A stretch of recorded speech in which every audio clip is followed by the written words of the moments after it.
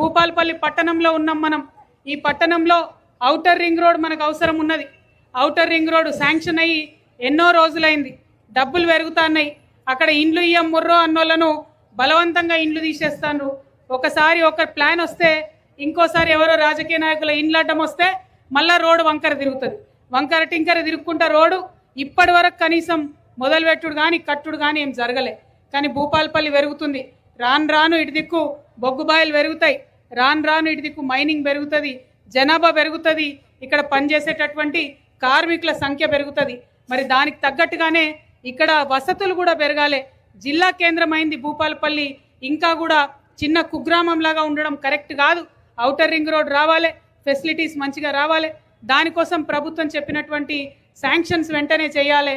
ప్రజల్ని ఇబ్బంది పెట్టకుండా ఆ ఇండ్లు తొలగిపోతున్న వారికి మంచి కాంపెన్సేషన్ ఇవ్వాలని కూడా నేను డిమాండ్ చేస్తూ ఉన్నా. ఇంకొక మాట మీ అందరికీ తెలుసు, ఇదివరకు ఇక్కడ భూపాలపల్లి నుండి ఒక ఎమ్మెల్యే గారు ఉన్నారు. ఆయన ఉన్నప్పుడు ఆయన కూడా అందరి భూములు కబ్జాలు పెట్టిండు, ప్రభుత్వ భూములు కబ్జాలు పెట్టిండు. ముఖ్యంగా చెరువు శిఖం భూములు కబ్జా పెట్టి అక్కడ గుడి కట్టి ఎమ్మెల్యే క్యాంపు కార్యాలయం కట్టి దాని వెనకంతా కూడా వెంచర్లు వేసిండ్రు.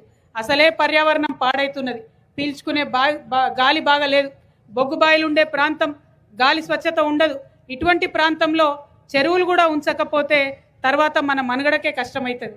కానీ మొత్తం చెరువు కబ్జా అవుతుంది. ఇంకో పక్క అడవి కూడా పోయినసారి ఉన్న ఎమ్మెల్యే గారు కబ్జా పెట్టిరు. ఎంత ఘోరం అంటే తెలంగాణ పరువు సుప్రీంకోర్టులో పోయింది.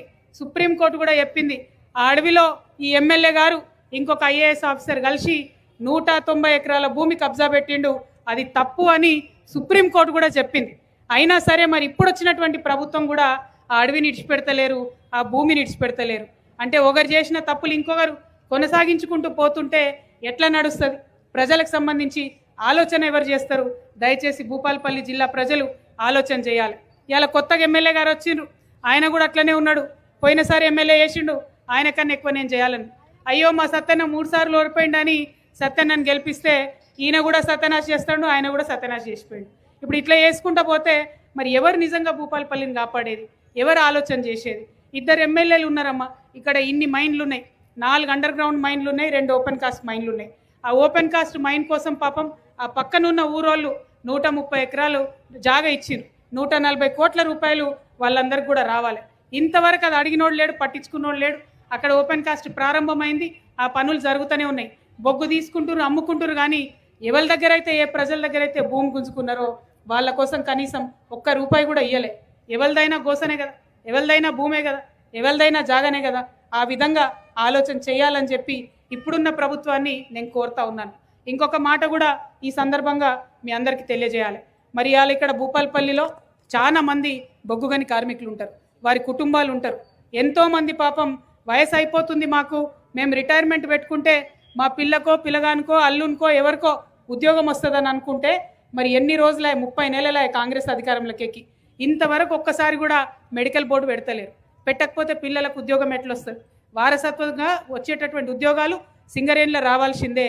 ఎందుకంటే పిల్లనో పిల్లగాడో జర చదువుకున్నా చదువుకోపోయినా సింగరేణి బుక్కడి బువ్వ పెడుతుందని 40 ఏళ్ళు కనా కష్టం చేసి ఒళ్ళు గుల్ల వేసుకొని కార్మికులు పనిచేస్తారు.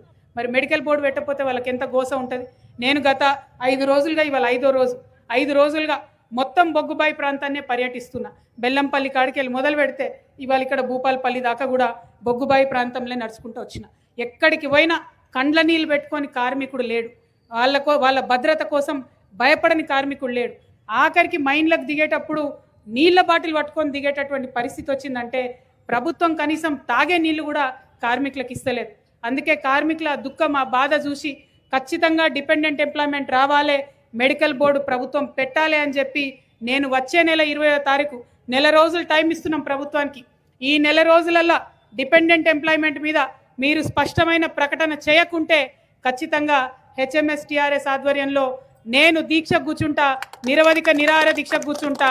ఎందుకు ఇయ్యారో ఎట్లా ఇయ్యారో కూడా చూస్తాం. ఎందుకు ఈ మాట చెప్తా ఉన్నామంటే అనేక సార్లు అడిగినాం, 30 నెలల సమయం ఇచ్చినాం ప్రభుత్వానికి. కొత్త ప్రభుత్వం ఇంకెన్ని రోజులు కొత్తగా ఉంటుంది? ఇంకో సంవత్సరం అయితే దిగిపోయే కాడికే వస్తుంది. ఎప్పుడు చేస్తారు మరి? ఈ లోపల రిటైర్ అవుతున్న కార్మికుల ఆవేదన ఎక్కడిది? నేను ఒక పెద్ద మనిషి పాపం కండ్ల నీళ్ళు పెట్టుకుంటే చూస్తే గుండె బరువైంది. అటువంటి వాళ్ళ గోస తగిలితే ప్రభుత్వానికి మంచిది కాదు. ఎట్టి పరిస్థితులలో మీరు మెడికల్ బోర్డు పెట్టాల్సిందే, నెలకు 2 సార్లు పెట్టాలి. ఎవరు అన్ఫిట్కి పెట్టుకుంటే వాళ్ళకి అన్ఫిట్ చేయాలి. వాళ్ళ పిల్లలకి చెప్తారా, పిల్లకి చెప్తారా, ఎవరికి చెప్తే వాళ్ళకు ఉద్యోగం ఇవ్వాలి. అందులో కాంప్రమైజ్ అయ్యేదే లేదు. మా హెచ్ఎంఎస్ కార్మికులు హెచ్ఎంఎస్ యూనియన్ కూడా భూపాలపల్లిలో బలోపేతం కావాలి. ఎందుకంటే ఇవాళ ఏ ఎలక్టెడ్ యూనియన్ కూడా లేదు. మనం మాత్రమే బలంగా కార్మికుల పక్షాన్ని నిలబడి కొట్లాడాలి. వాళ్ళకు ఉండేటటువంటి పని స్థలంలో ఉన్న అనేక సమస్యల్ని నిరంతరం పోరాటాలతోనే మనం తీర్చగలుగుతాం. కాబట్టి ఆ కొట్లాడాలని చెప్పి భూపాలపల్లిలో ఉన్న హెచ్ఎంఎస్ యూనియన్ సభ్యులందరికీ కూడా నేను మనవి చేస్తూ ఉన్నా. ఇక టీఆర్ఎస్ పార్టీ ఇక్కడ మొదలైంది. ఒకసారి ఇలా జెండా ఒకటి ఎగిరేసినాం. ఈ పచ్చ జెండా రేపున్న రోజుల్లో, రేపు రానున్న రోజుల్లో భూపాలపల్లి నియోజకవర్గంలో ఎమ్మెల్యే గెలిచి ఇక్కడ జెండా ఎగిరేసేదాకా కూడా నిరంతరం విశ్రమించి పనిచేస్తాం. ఇక్కడ ప్రజల కష్టాలలో దగ్గరగా ఉంటాం, మాట్లాడతాం. నేను ఇవాళ నడిచి వస్తుంటే మా అక్క ఒక ఆమె చెప్తుంది, అక్క నువ్వు కూసో, మీతో పాటు మేము కూడా ఏడకంటే ఆడికి వచ్చి కూర్చుంటాం, మా కార్మికులకు చాలా ఇబ్బందులు ఉన్నాయని చెప్పి ఆమె దగ్గరకు వచ్చి మరి నన్ను దగ్గర తీసుకొని చెప్తుంది. అంటే ప్రజల పక్షాన నిలబడితే ప్రజలు గుండెల్లో పెట్టుకొని చూసుకుంటారనడానికి ఇంతకన్నా నిదర్శనం లేదు. మా అక్క చెల్లెల స్ఫూర్తితోని, మా మహిళా మనుల స్ఫూర్తితోని ఇవాళ టీఆర్ఎస్ పార్టీ పెట్టుకున్నాం. మా అక్కలందరూ చాలామంది ఉన్నారు, టీవీలలో కూడా వేల మంది చూస్తారు, లక్షల మంది చూస్తారు. వాళ్ళని ఒకటే మాట అడుగుతున్నా, ఏం చెప్పింది కాంగ్రెస్ పార్టీ? మనకు 6 గ్యారెంటీలు ఇస్తామని చెప్పింది. 6 గ్యారెంటీలలో ఒక అర్ధ గ్యారెంటీ ఇచ్చిండు అబ్బా సీఎం గారు. ఏమి ఇచ్చిండు? ఫ్రీ బస్ ఇచ్చిండు. ఫ్రీ బస్ ఇచ్చి మనకు కొట్లాటలు పెడతాడు. ఆల్రెడీ 3 కొప్పులు ఒక దగ్గర ఉంటే ముడివడే అంటారు. అన్ని కొప్పులను ఒక్క బస్సులు వేసి ఫ్రీ బస్ ఇచ్చి అందులో మనల్ని ఇబ్బంది పెట్టుడు తప్పితే ఇంకోటి లేదు. గౌరవం లేకుండా, మర్యాద లేకుండా పోతుంది ఆడవాళ్ళకి తప్పితే ఇంకొకటి లేదు. మరి ఆ ఫ్రీ బస్ ఇస్తే ఏం చక్కదనమైంది? ఇటు ఆటో వాళ్ళు లాగమైరి, ఇటు బస్సులో లాగమైరి. బస్సులు ఎక్కి మగవాళ్ళు టికెట్ తీసుకుంటే కూడా సీట్ లేకుండా గంటలు గంటలు నిలబడి ప్రయాణం చేయాల్సి వస్తుంది. వికలాంగులు ఎక్కుదామంటే వాళ్ళకేమో సగం టికెట్ అట. వాళ్ళకెందుకు ఫ్రీ ఇయ్యరు మరి? వికలాంగులకు 65 ఏళ్ళు పైబడ్డ ముసలోళ్ళు ఉన్నారు, వాళ్ళకెందుకు ఫ్రీ ఇవ్వరు మరి? అట్లాంటి ఆలోచన కూడా ఇవ్వాలి. పోనీ ఫ్రీ బస్ ఇచ్చిండు, బస్సులు పెంచాలి కదా. బస్సులు పెంచితే ఎక్కువ మంది ఎక్కుతారు. ఫ్రీ బస్సు పెడితే ఎక్కువ మంది ఎక్కుతారని తెలిసి కూడా మరి ఎక్కువ బస్సులు చేయలేదు. దాంతో ఇబ్బంది ఉంది. ఇక 6 గ్యారెంటీలలో ఏ ఒక్క గ్యారెంటీ కూడా తులం బంగారం ఇస్తాననే షాదీ ముబారక్తోని అసలు షాదీ ముబారక్ లేదు, తులం బంగారం లేదు, ఎవరికేం వచ్చింది లేదు. అంతకుముందు ఉన్న కిట్ ఉండే కేసీఆర్ సార్ పెట్టింది, ఆ కిట్ కూడా మొత్తానికి ఎత్తగొట్టినటువంటి పరిస్థితి ఉన్నది. ఏ ఒక్కటి కూడా లేదు, అన్నీ కూడా ఆగమే ఉన్నాయి. చెప్పిన ఒక్క మాట కూడా చేయలేదు. ఇంకా వీళ్ళు ఇక్కడ వాళ్ళు చెప్తే, ఈ రేవంత్ రెడ్డి గారు చెప్తే, ఈ బట్టి విక్రమార్క గారు చెప్తే, ఈ గండ్ర సత్యనారాయణ గారు చెప్తే మనం నమ్మమని సోనియా గాంధీని తీసుకొచ్చి చెప్పించారు, మనకు రాహుల్ గాంధీని తీసుకొచ్చి చెప్పించారు, ప్రియాంక గాంధీని తీసుకొచ్చి చెప్పారు. వాళ్ళు ఓట్లప్పుడు వచ్చి ఓట్లు వేసుకున్నారు, అవతల పడతారు. వాళ్ళు మనకు దొరకరు. మళ్ళీ ఎన్నికల దాకా వాళ్ళు రాను కూడా రారు. ఇక్కడ ఉండే పార్టీ, ఈ నెల కోసం మాట్లాడే పార్టీ ఇవాళ మనకు కావాలి. కేసీఆర్ సార్ది బీఆర్ఎస్ పార్టీ ఉన్నది. బీఆర్ఎస్ పార్టీ కూడా పేర్లో ఉన్న తెలంగాణను తీసి అవతల వారేసి వాళ్ళు కూడా మేము వేరే రాష్ట్రాలకు పోతామని వాళ్ళు పోయినారు. ఇలా వాళ్ళు కూడా కాంగ్రెస్ అయినట్టే, బీజేపీ అయినట్టే ఆయన. అందుకే మీ ఆడబిడ్డగా మీ ఆశీర్వాదం కోసం నేను భూపాలపల్లికి వచ్చిన. ఇక్కడ జెండా ఎగిరేసినాం. మనది పచ్చ జెండా, మనందరం కూడా కోరుకునే పవిత్రంగా భావించే పసుపు జెండా. ఆ పసుపుతోనే ఈ పచ్చ జెండా పెట్టుకున్నాం. మరి ఈ పచ్చ జెండాకు మీ ఆశీర్వాదం ఉండాలి. ఎందుకోసం చెప్తున్నా అంటే, ఒక ఆడబిడ్డగా ఇక్కడ విషయాలు మాట్లాడడానికి ఒక పార్టీ ఉండాలి. ఇక్కడ మాట్లాడినప్పుడు, ఇక్కడ ముచ్చట్లు మాట్లాడినప్పుడు, తెలంగాణ పేరుతో కొట్లాడినప్పుడు ఢిల్లీ కూడా భయపడ్డది. ఇవాళ అట్లా లేకపోయే వరకు ఢిల్లీకి భయం లేదు, గల్లీలో భయం లేదు. ఇచ్చిన మాటలే ఇస్తున్నారు, ఎగబెట్టి తిరుగుతున్నారు, అడిగే పరిస్థితి లేదు. అందుకే మా అక్క చెల్లెల్ని ఆశీర్వదించమని కోరుతున్నా.